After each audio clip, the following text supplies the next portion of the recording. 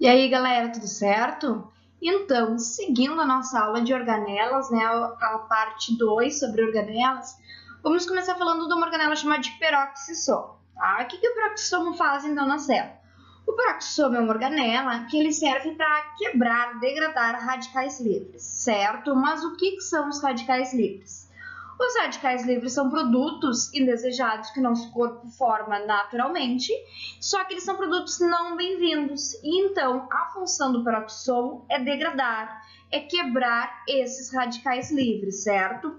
Além disso, o peroxissomo tem outra função. Assim como o retículo endoplasmático liso, ele também ajuda na desintoxicação celular. Por exemplo, quando o indivíduo bebe algo alcoólico, quando usa alguma droga e até medicamento, o peroxissomo ajuda também a quebrar, a desintoxicar as células. Então também tem esse papel de desintoxicação celular, certo? Então é encontrado tanto células animais como vegetais. Depois a gente vai falar de um tipo especial de peroxissomo, que é o glioxissomo. O glioxissomo ele é encontrado então, em células vegetais e a função dele é quebrar a dormência da semente, ou seja, quando a planta precisa germinar, quem dá esse sinal é o glioxissomo, falando sim, plantinha está na hora de germinar, certo? Então, o glioxissomo é encontrado apenas em células vegetais. Depois, falando um pouquinho em relação aos vacúolos, certo? É importante a gente lembrar do vacúolo de suco celular, que é aquele vacúolo encontrado em célula vegetal apenas, aquele bem grandão, que parece um balão, uma bexiguinha que enche d'água. Então, o vacúolo de suco celular, encontrado em células vegetais, para reserva, armazenar, então, água e também minerais, certo? Anota aí. Mas tu não pode esquecer que tem outros tipos de vacúolo, tá? Como o vacúolo digestivo. O próprio nome já diz digestivo. O que ele faz? A digestão, certo? Então, lá quando a gente falou do lisossomo, aquela organela que fazia digestão, então quando entra uma partícula na célula e ela entra no lisossomo, a gente passa a chamar esse lisossomo de vacúolo digestivo. Quando ele faz a digestão, então, na célula. E além do vacúolo digestivo e do vacúolo de suco celular, existe o chamado vacúolo pulsátil ou contrátil. O próprio nome já dá ideia, né, de algo contraindo ou pulsando. Então, esse vacúolo ele é encontrado em alguns protozoários, por exemplo, o Paramecium, que é um protozoário de água doce, em que a água entra e sai. E quem controla essa entrada e saída de água é esse vacúolo contrátil ou pulsátil, ok? Seguindo então, duas organelas bem importantes que eu vou falar agora, elas são bem importantes por causa da origem delas. Então, a primeira organela delas é a mitocôndria. A mitocôndria é uma organela que ela tem duas membranas, ela tem duas capinhas, uma membrana interna e uma membrana externa. Isso tem um porquê, certo? E ela é uma organela um pouco mais especial porque ela tem um DNA só dela, material genético só dela, proteínas, ribossomos só dela. Tudo isso está ligado com a origem dela. Mas falando de função, o que a mitocôndria faz nas células? A mitocôndria, então, ela é responsável por dar energia, ela que produz ATP. Então, quando a gente come, né, entra lá o carboidrato, ou seja, a glicose, né, que é a parte menor do carboidrato, para nos dar energia dentro da mitocôndria, mais o oxigênio que a gente inspira e ocorre uma reação celular dentro da mitocôndria, que é chamado de respiração celular, e produz ATP, ou seja, produz energia para a gente falar, pensar, piscar, respirar, bater o coração, enfim, energia para tudo, certo? E aí a gente tem a reação aí que eu acabei de comentar para vocês de como acontece esse processo, ou seja, a molécula de glicose mais o oxigênio produz na mitocôndria ATP, energia. E uma curiosidade, a gente só tem mitocôndria da nossa mãe, não tem nenhuma mitocôndria que vem do nosso pai. Isso tem uma explicação. Na hora da fecundação, entra apenas a cabeça do espermatozoide no óvulo. A cauda dele, ou seja, o flagelo, não entra. Só que as mitocôndrias ficam todas no flagelo do espermatozoide, porque é elas que dão energia, elas batem, né? Elas dão energia para o flagelo bater, e esse flagelo chega até o óvulo, fecunda apenas a cabeça, todas as mitocôndrias do pai ficam de fora. Então a gente tem a mitocôndria da mãe, da avó, da bisa, enfim, só de mulheres em função que vem do óvulo, certo? Então, anota aí em relação à função da mitocôndria, respiração celular e produção de energia. Outra organela bem importante, que também tem duas membranas, DNA só dela, todo, né, uma estrutura diferenciada, ribossomo só dela, proteína só dela, é o cloroplasto. Então, o cloroplasto é esse cara aí, né, que parece um babalu.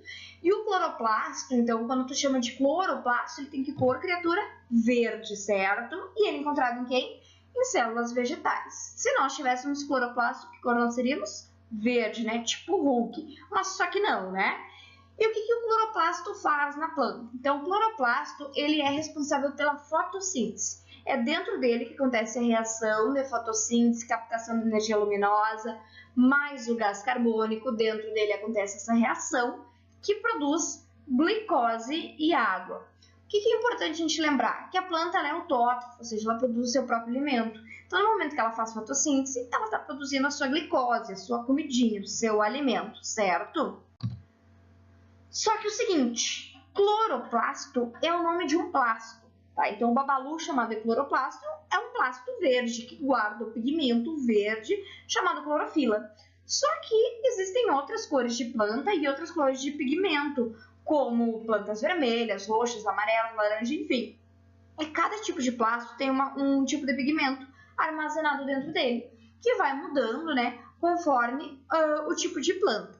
Esse plasto ele também pode armazenar, além de pigmento, ele pode ter algum nutriente de reserva, que é o que a gente classifica como leucoplasto.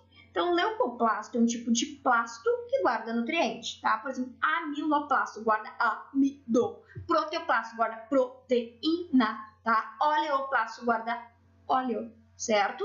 Tranquilo de lembrar. Enquanto que os cromoplasto, cromo vem de cor, eles guardam pigmento, como é o caso do cloroplasto, que guarda a clorofila e é da cor verde, certo? Então, existem plastos diferentes, não é só o verde que existe. Pessoal, então retomando, né? Por que eu falei que o cloroplasto e a mitocôndria eram tão importantes? Porque a origem deles veio de uma outra célula. Foi uma célula que englobou outra célula no passado e formou o que a gente chama hoje de teoria endossimbiótica, ou teoria endossimbionte. Então, o cloroplasto e a mitocôndria, eles têm DNA só deles, ribossomo só deles, fazem a proteína para eles, porque no passado eles eram uma outra célula. Então, acompanha comigo, certo? Tu tinha uma célula eucarionte. Essa célula eucarionte, em algum momento da evolução, ela englobou uma célula procarionte, uma célula procarionte aeróbica, ou seja, que pegava oxigênio, respirava para produzir sua energia.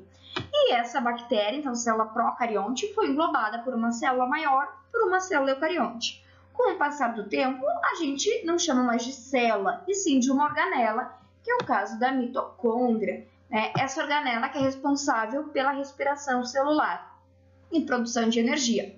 O mesmo aconteceu em algum momento da evolução com uma cianobactéria, ou seja, uma bactéria que fazia fotossíntese. Uma bactéria que fazia fotossíntese, uma célula procarionte, foi englobada por uma célula também maior, uma célula eucarionte, e esta célula englobada, que fazia fotossíntese, cianobactéria, hoje é o nosso cloroplasto. Então, por isso que tanto a mitocôndria como o cloroplasto, eles têm um DNA só deles. Por quê? Porque no passado eles foram bactérias? Sim, eles foram bactérias, certo? Então, por isso que explica essa diferença e por que torna a mitocôndria e o cloroplasto um pouquinho mais especiais do que outras organelas, por causa dessa origem diferentes que eles têm, ok?